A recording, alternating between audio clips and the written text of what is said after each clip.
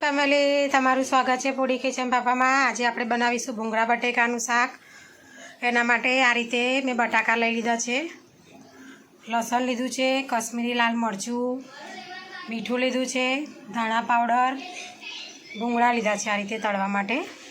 તો સૌથી પહેલાં આપણે બટાકાને બાફવાના છે, તેના માટે આપણે એક કુકર લઈ લઈશું। તેમાં બટાકા નાખી તેને 3 થી 4 વિસલ મારી દઈશું આપણે। આપણે બટાકા ધોઈને લઈ લીધા છે કુકરમાં। હવે તેમાં આપણે થોડુંક મીઠું નાખી દઈશું આ રીતે, જેથી કરીને અંદર બટેકામાં મીઠું એડ થઈ જાય। આ રીતે આપણે મીઠું નાખ્યા પછી બટાકાને આ રીતે ઊંચા નીચા થોડા કરી દઈશું, એટલે મીઠું બધા બટાકામાં ભરાઈ જાય। હવે તેને આપણે આ રીતે ઢાંકણ ફિટ કરી તેને વિસલ કરી દઈશું, 3 થી 4 વિસલ કરી દઈશું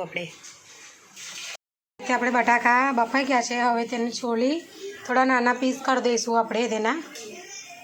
એ બાફેલા બટાકાને આ રીતે મેં નાના થોડા પીસ કરી દીધા છે આ રીતે। તમારી પાસે નાની બટાકી હોય તો તમારે પીસ કરવાની જરૂર નહીં પડે। મારી જોડે જે મોટા બટાકા હતા ને એટલે મેં આ રીતે નાના પીસ થોડા કર્યા છે। વાસણ લઈ લઈશું, તેમાં આપણે થોડું આ રીતે સિંગ તેલ રેડીશું। આપણે સિંગ તેલમાં જ બનાવીશું। આ રીતે સિંગ તેલ લઈ લેવાનું, તેમાં થોડું આ રીતે કશ્મીરી મરચું થોડું નાખી દઈશું। આ રીતે આપણે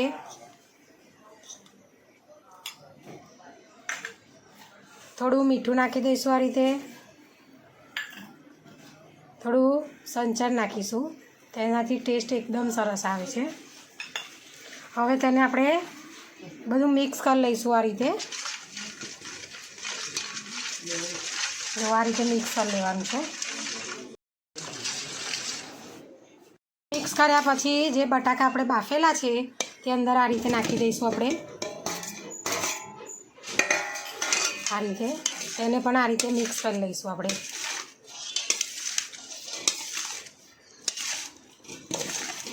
જેથી કરીને બધા મસાલા ભેગા થઈ અને બટાકાને ચોંટી જાય। આ રીતે મરચું બધું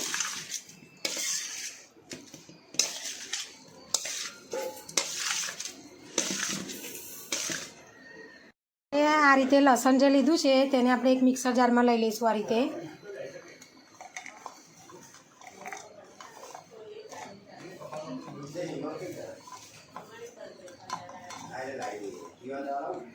તેમાં આપણે કશ્મીરી લાલ મરચું નાખી દઈશું। આ રીતે મીઠું નાખી દઈશું। આ રીતે થોડું પાણી પણ એડ કરી દઈશું, જેથી કરીને પેસ્ટ આપણી બની જાય એકદમ। જો આ રીતે થોડું પાણી રેડી અને તેને પીસી કાઢવાનું છે। આપણે લસણને પીસી કાઢ્યું છે, લાલ મરચું લસણને જે નાખ્યું હતું તે આ રીતે પીસી કાઢ્યું છે। કઢાઈ લઈ લઈશું આ રીતે, તેમાં આપણે થોડું સિંગ તેલ રેડી દઈશું। તેલ ગરમ થઈ ગયું છે, તેમાં આપણે થોડા વ્હાઈટ તલ નાખી દઈશું। આ રીતે વ્હાઈટ તલ થોડા એ થઈ જાય એટલે જે આપણે પેસ્ટ બનાવી હતી લસણની તે આ રીતે અંદર નાખી દઈશું।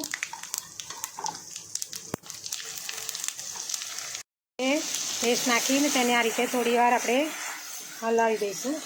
તેને થોડી વાર માટે શેકવાની છે આપણે, જેથી કરીને લસણનું જે કાચો ભાગ હોય તે ના રહે। આ રીતે તેને ધીમા તાપ ઉપર આપણે શેકીશું।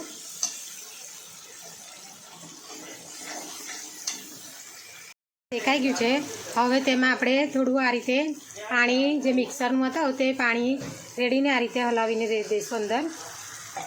આ રીતે તેને હવે થોડી વાર માટે આપણે શેકીશું હજુ વધારે, જેથી કરીને તેલ છૂટું અંદર વળે, તેની તરી આવી જાય। આ રીતે તેલ છૂટું પડ્યું છે, તેમાં આપણે ધાણા પાવડર નાખી દઈશું। આ રીતે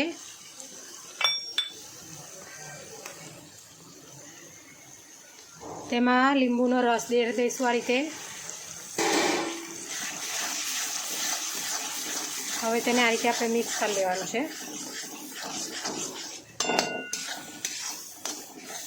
મીઠું તમારે ચાખી જોવાનું, કારણ કે આપણે જે બટાકાનું સ્ટફિંગ કર્યું હતું તેમાં પણ મીઠું નાખ્યું છે અને બટાકા બાફતી વખતે પણ મીઠું નાખ્યું છે, એટલે તમારે ટેસ્ટ કરીને મીઠું નાખવાનું અંદર।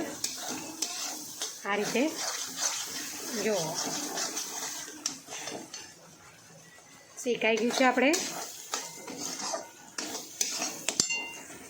એ તરી આવી ગઈ છે. હવે જે આપણે આ બટાકાનું સ્ટફિંગ કર્યું હતું તે બટાકા તેમાં એડ કરી દઈશું. આપણે જો આ આપણે જે ગ્રેવી કરી છે એ હવે આપણે આમાં એડ કરી દઈશું બટાકામાં.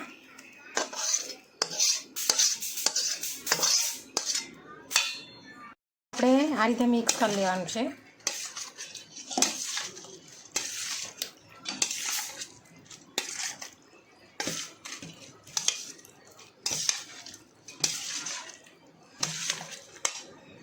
તેમાં આ રીતે થોડી આપણે હળદર નાખી દઈશું ઉપરથી થોડી. હવે તેને આ રીતે મિક્સ કરી લઈશું આપણે ફરી.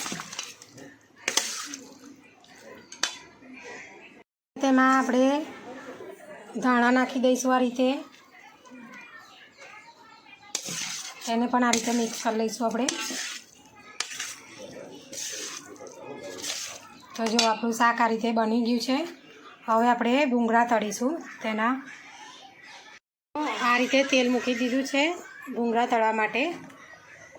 તેલ ગરમ થાય એટલે તેમાં આપણે ભૂંગળા તળીશું. આ રીતના ભૂંગળા જે લાંબા આવે છે તે લઈ લીધા છે. માર્કેટમાં મળી જાય આ રીતના ભૂંગળા. એ તેલ ગરમ થઈ ગયું છે. હવે તેમાં આપણે આ રીતે ભૂંગળા નાખી દઈશું અંદર. આ રીતે તમારે થોડો ગેસને મીડિયમ રાખવાનો એટલે તમારા ભૂંગળા બળી ના જાય. જો આ રીતે આપણે ભૂંગળા તળી લીધા છે બધા.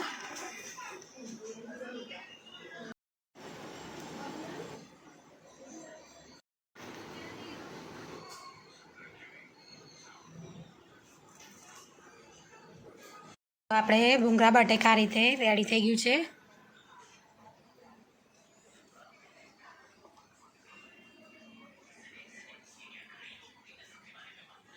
જો અમારી વિડીયો તમને પસંદ આવી હોય તો લાઇક શેર સબસ્ક્રાઈબ કરવાનું ભૂલતા નહીં. Thanks for watching.